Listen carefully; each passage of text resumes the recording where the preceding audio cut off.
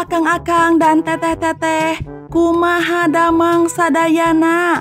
Welcome back di si Neng. Baiklah, pada kesempatan kali ini Neng akan membahas alur cerita film yang berjudul The Bad Seed. Tapi sebelum lanjut ke pembahasannya, jangan lupa ya channel Neng untuk di subscribe, like, komen, dan share. Yuk ah! Cerita diawali dengan seorang anak perempuan cantik bernama Emma yang sedang menatap keluar jendela. Ia melihat seekor kucing di dalam kolam yang sekarat, namun ia nampak tidak peduli. Emma adalah seorang anak yang begitu rapi, perfeksionis, ambisius, dan selalu mendapat penghargaan terbaik di sekolahnya. Emma hanya tinggal bersama ayahnya karena ibunya sudah meninggal. Ayah Emma dan Bibi Angela berencana akan memperkerjakan babysitter untuk menjaga Emma di rumah. Namun dengan tegas Emma menolaknya. Kemudian dengan nada datar Emma berkata jika ada kucing mati di kolam. Ayah Emma dan Angela terlihat syok melihat hal itu, sementara raut wajah Emma biasa saja. Di kelas, semua anak dan guru Emma begitu ketakutan karena lebah masuk ke ruang kelas. Dengan tenang, Emma menangkap lebah tersebut lalu membebaskannya keluar jendela. Semua anak begitu kagum kepada Emma yang pemberani. Di rumah, ayah Emma sedang mewawancarai gadis belia bernama Chloe untuk menjadi babysitter Emma. Agar diterima David, Chloe meyakinkan jika dirinya sudah terbiasa mengasuh anak-anak dan juga menyukai anak-anak. Di saat jam istirahat, Milo, salah satu teman Emma, memuji jam tangan baru temannya yang sangat bagus. Emma yang mendengar hal itu hanya diam saja dengan pandangan mata yang kosong. Ketika sedang bermain, Emma dengan sengaja menabrak temannya yang memakai jam tangan baru. Emma langsung meminta maaf dan membantunya berdiri. Ternyata Emma melakukan hal itu untuk mendapatkan jam tangan baru temannya. Keesokan harinya, para orang tua murid hadir di sekolah dalam acara penyerahan medali untuk murid terbaik di kelas. Bu guru akan segera mengumumkan murid terbaik. Emma begitu yakin bahwa dirinya lah yang akan menjadi juara. Namun ternyata Milo lah yang terpilih sebagai pemenangnya. Raut wajah Emma mendadak berubah 180 derajat. Ia terlihat sangat kesal dan marah melihat Milo dengan gembira mendapat medali sebagai murid terbaik. Emma yang masih tidak terima atas kemenangan Milo menjelek-jelekan Milo di depan ayahnya. Emma berkata jika Milo tidak berani berbicara di depan kelas dan Milo masih belum bisa mengeja dengan benar. Ketika para orang tua sedang mengobrol, Emma mengajak Milo ke sebuah tebing yang terlihat sangat berbahaya. Mereka berdua sampai di puncak tebing. Milo bertanya apa yang diinginkan oleh Emma. Dengan tatapan dingin, Emma hanya memperhatikan medali yang dipakai Milo. Emma kembali ke tempat semula dan mengajak ayahnya untuk cepat pergi dari sana. Tiba-tiba seorang anak berteriak dan menunjuk ke arah tebing. Di sana Milo tergeletak di bawah tebing dan nyawanya sudah tidak bisa diselamatkan lagi. Di rumah, David bercerita kepada Angela tentang kejadian tragis yang terjadi kepada Milo. David khawatir jika hal itu akan menyebabkan trauma terhadap Emma. Diam-diam Emma mengintip dari balik dinding dan mendengarkan semuanya. Beberapa hari kemudian, Chloe, babysitter Emma yang baru datang ke rumah. Emma dan Chloe saling memperkenalkan diri satu sama lain. Di malam hari, Chloe masuk ke kamar David. Ia memandangi foto David yang masih remaja.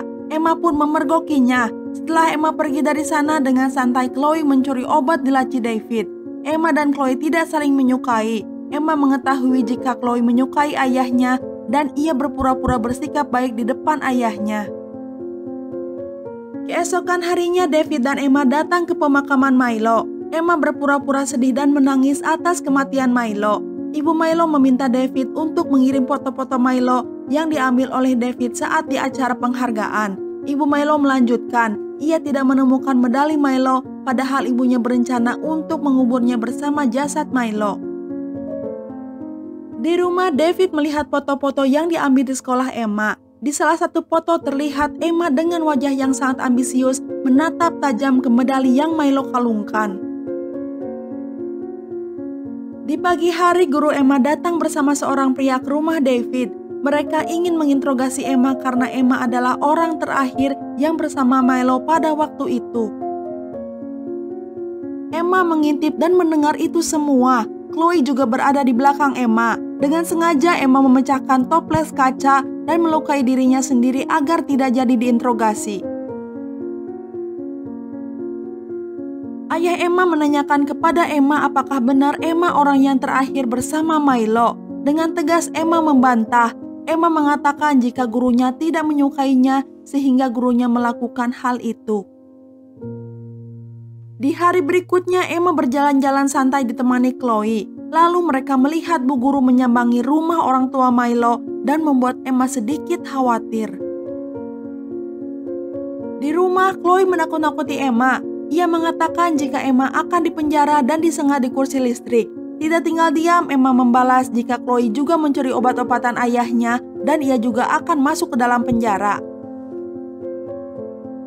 Chloe mencari keberadaan Emma, namun Emma tidak ketemu. Lalu Chloe masuk ke kamar Emma dan tidak sengaja menemukan medali Milo di bawah kasur Emma. Pulang dari rumah orang tua Milo, Bu Guru masuk ke dalam mobilnya. Di tengah jalan, ia melihat seekor lebah dan menyerangnya. Karena panik, Bu Guru hampir mengalami kecelakaan. Ternyata Emma telah memindahkan sarang lebah yang ada di rumahnya ke jok belakang mobil Bu Guru. Di kamar tidur ayahnya terlihat medali Milo tergantung di lampu tidur. Emma tersadar dan perlahan-lahan ia mengambilnya lalu menyembunyikannya. Namun David tahu Emma sedang menyembunyikan sesuatu. David menanyakan bagaimana bisa medali Milo berada di tangan Emma. Tiba-tiba Chloe datang dan mengatakan jika ia menemukan medali itu di bawah kasur Emma. Mendengar hal itu, Emma langsung menatap Chloe dengan tajam. Untuk menutupi kejahatannya, Emma pun berbohong kepada ayahnya jika ia bermain game bersama Milo dan saat itu ia memenangkan game tersebut sehingga Milo harus menyerahkan medalinya. Tapi setelah itu Emma tidak tahu kemana Milo pergi. Namun David merasa ada yang tidak beres dengan pernyataan Emma.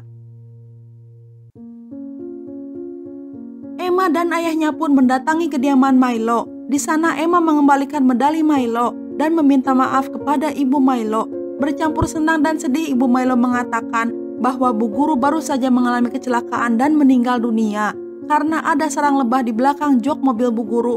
Emma pun berpura-pura menangis dan langsung mengajak ayahnya untuk pulang.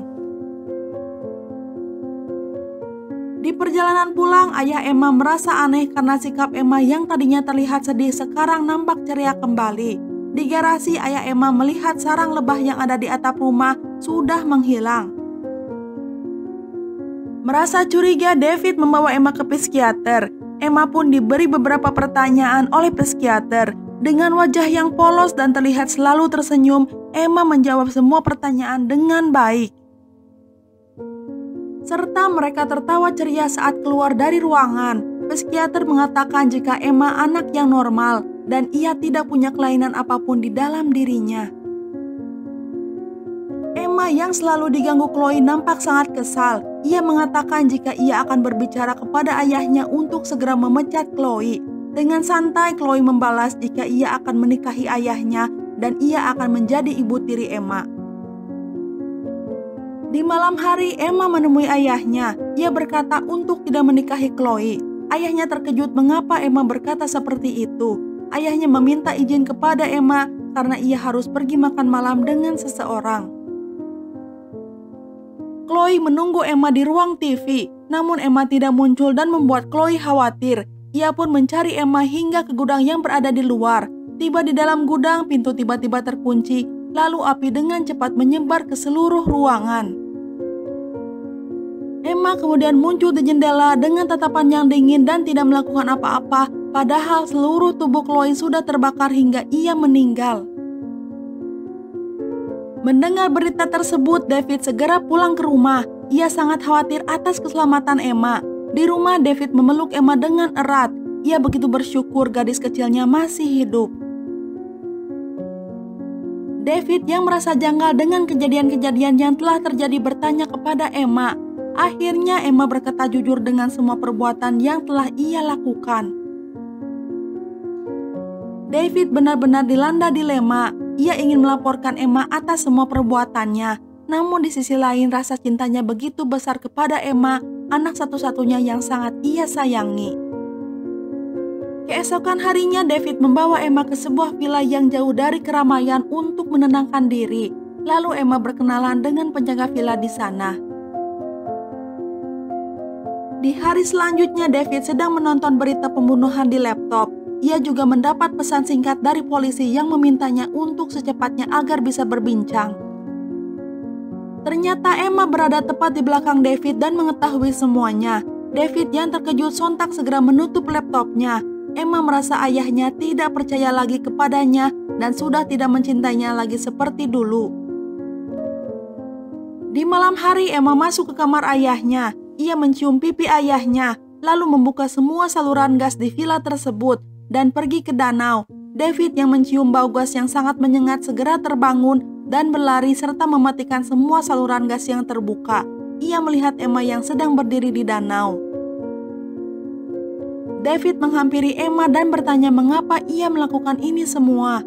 Dengan nada datar Emma berkata jika David meninggal ia akan tinggal bersama Bibi Angela. Mendengar hal itu David tidak terlihat marah. Ia menggandeng tangan Emma dan membawanya masuk ke dalam villa. David memandangi foto almarhumah istrinya dan terlihat sudah pasrah dengan keadaan. David menumbuk obat-obatan dan memasukkannya ke dalam coklat panas Emma. Angela mengirim pesan singkat jika ia mengkhawatirkan keadaan David dan Emma. Ia meminta David untuk segera menghubunginya. Di kamar, David menceritakan tentang memori indah ibu Emma hingga Emma terlelap tidur. Merasa depresi, David segera menelpon Angela. David mengatakan semua kejahatan yang telah Emma lakukan. Namun Angela tidak percaya begitu saja karena Emma hanyalah anak kecil berumur 9 tahun. Sebaliknya Angela menyangka Davidlah yang bermasalah dengan dirinya. Emma terbangun karena sebenarnya Emma tidak meminum coklat panas yang dibuat oleh David. Dengan kepsikopatan dan kecerdasan yang Emma miliki, ia menempelkan tangan David ke pistol, lalu Emma menembakkannya. Untungnya tembakan itu hanya melintas di pinggir kening David.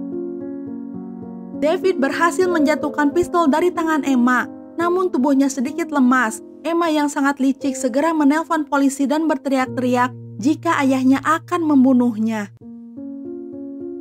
David bangkit dan mencari keberadaan Emma. Emma masuk ke dalam kamar mandi, menguncinya dari dalam dan ia pun menangis histeris. David meminta Emma untuk membuka pintu. Karena Emma tidak mau keluar, akhirnya David mendobrak pintu tersebut. David menodongkan senjata ke arah Emma. Tiba-tiba penjaga villa datang membawa senjata dan berdiri di belakang David. Emma terus menangis. Penjaga villa menyuruh David untuk menurunkan senjatanya, namun David tidak mau. Merasa nyawa Emma sedang terancam, penjaga villa menembak David tepat di belakang punggung hingga tembus ke dada David. David pun meninggal seketika dan para polisi tiba di tempat kejadian. Mayat David diangkat dan dimasukkan ke dalam ambulans. Penjaga villa menceritakan kejadian yang ia alami kepada polisi. Terlihat Bibi Angela datang menemui Emma. Ia sangat menyesal atas tragedi tragis yang menimpa Emma. Bibi Angela tidak tahu jika Emma adalah seorang psikopat yang licik, jahat, dan pintar bersandiwara. Bibi Angela memeluk Emma dengan hangat. Emma membalas pelukan Bibi Angela dengan wajah yang polos serta manipulatif. Bibir Emma pun tersenyum tipis. Dan film pun udahan. Nah, itu dia alur cerita film kali ini. Semoga bisa menghibur Akang dan Teteh sekalian. Neng pamit undur diri dulu ya. Neng ucapkan terima kasih dan hatur nuhun. You ah, boy.